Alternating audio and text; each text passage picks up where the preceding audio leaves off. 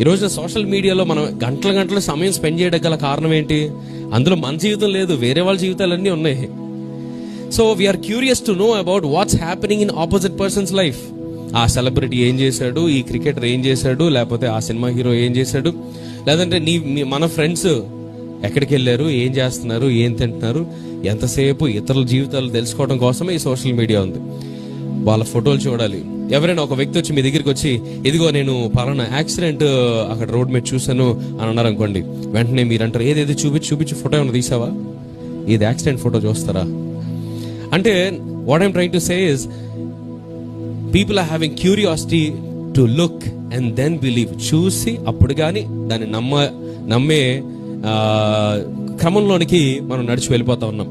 ఈ రోజున అపవాది మన జీవితాన్ని అలా మార్చేస్తా ఉన్నాడు. ఒక నమ్మకం అనేది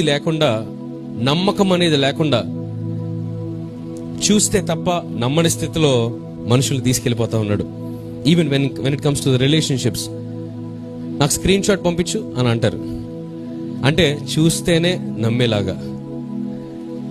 లేదంటే నేను ఇక్కడే ఉన్నానంటే, ఏది ఫోటో దిగి పంపించు, లేదా వీడియో కాల్ చేయి అంటే చూస్తేనే నమ్మేలాగా. ఈ రోజున అపవాది మన జీవితాన్ని ఎలా మార్చాడంటే, you see and then believe. చూసి నమ్ము. కానీ దేవుడు ఏమంటున్నాడంటే, నువ్వు నమ్మితే చూస్తావు. హల్లెలూయా. నువ్వు నమ్మితే స్వస్థత పొందుతావు. నువ్వు నమ్మితే పరలోక రాజ్యాన్ని చూస్తావు. నువ్వు నమ్మితే, నువ్వు విశ్వాసం ఉంచితే నా రాజ్యంలో ప్రవేశం ఉంటుంది. నువ్వు నమ్మితే నీ జీవితంలో కార్యం జరుగుతుంది. నువ్వు నమ్మితే నీ జీవితంలో అద్భుతం జరుగుతుంది. నమ్మితే జరుగుతుంది, చూస్తే నమ్మడం కాదు.